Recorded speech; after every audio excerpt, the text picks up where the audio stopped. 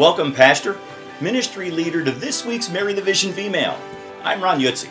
For the next few minutes, I'm going to share with you some things that I pray will lift your spirit, strengthen you in your relationship with Jesus Christ, and encourage you in fulfilling the ministry assignment that He, the Lord Jesus, has entrusted to you. So today, I'm continuing to discuss the topic of effective communication with your team or organization.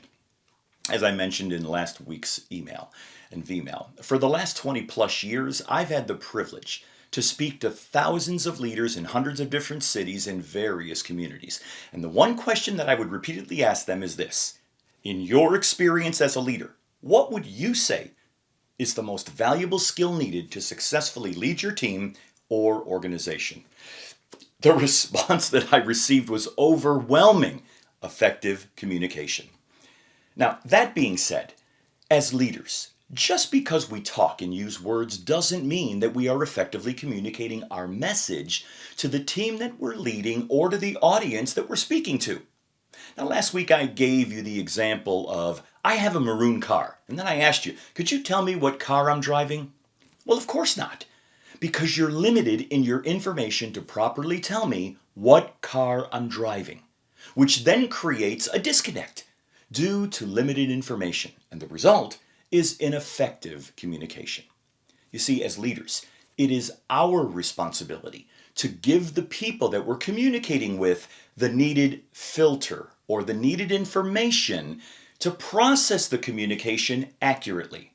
Because if we don't, they're going to use their own filter or their own interpretation to process what they thought they heard or what they thought we meant. And this is going to lead to misunderstandings, possible tension among your team, and definitely unproductive outcomes. And you don't want that. So I've developed a 5-question template that has helped me to piece together a proper, accurate picture when I'm communicating, kind of like a puzzle when they're piecing it together.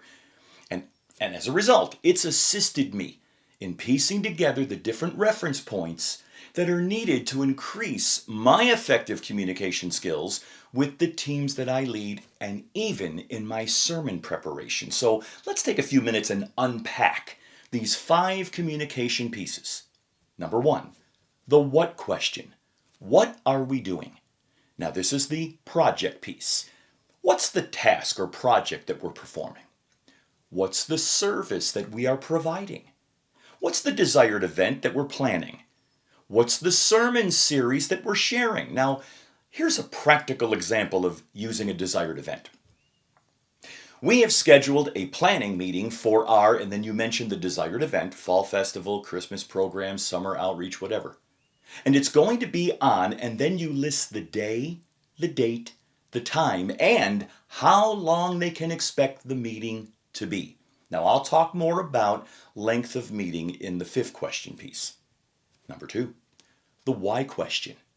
Why are we doing it? This is the purpose piece.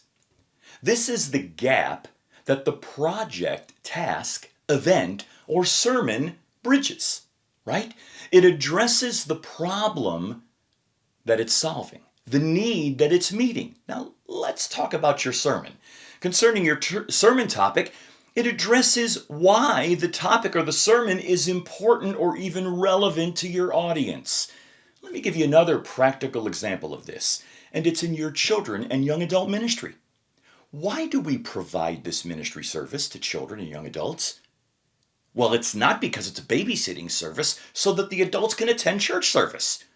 It's because we are next generation focused and seek to provide an environment that fosters a community that leads our next generation to experience a genuine relationship with Christ. Now, this is going to be helpful when you communicate that in recruiting new volunteers and even inspiring the ones who are currently serving.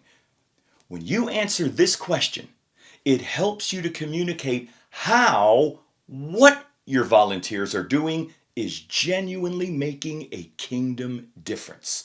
Which then leads me to our next question, number 3, the how question. How are we doing it? This is the plan piece.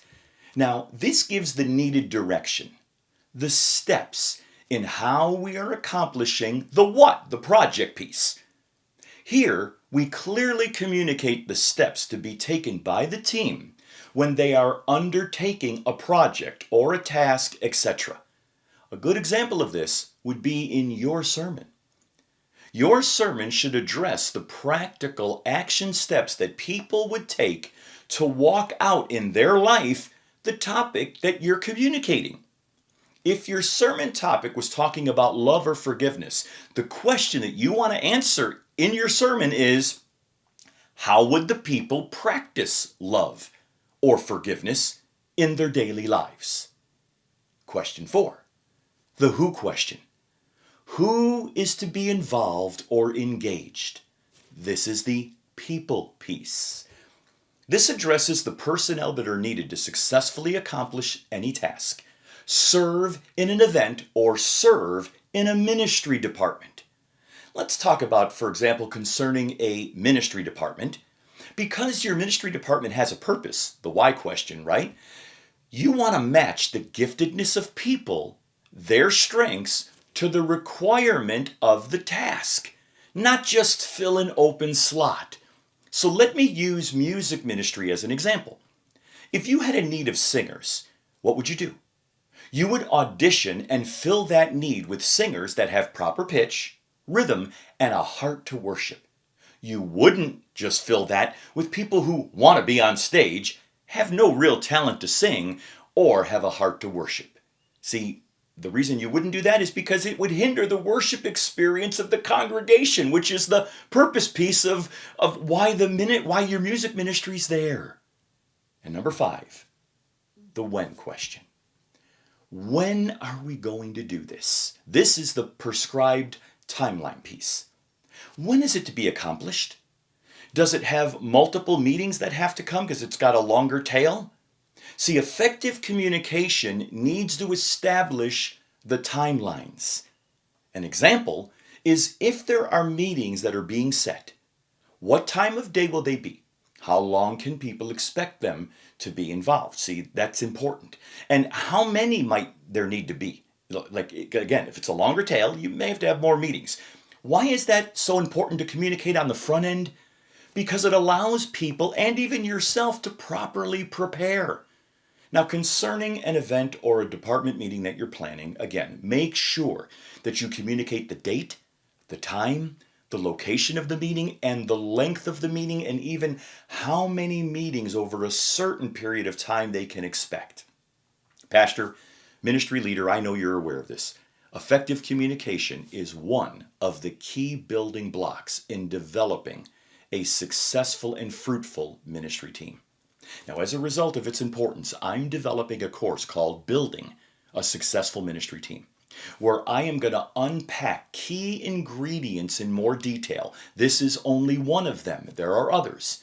Once it's complete, I will make it available for you and for your team. But for now, keep doing like I suggested last week. Download the PDF that's provided with this video. Review it. Begin using these 5-piece template.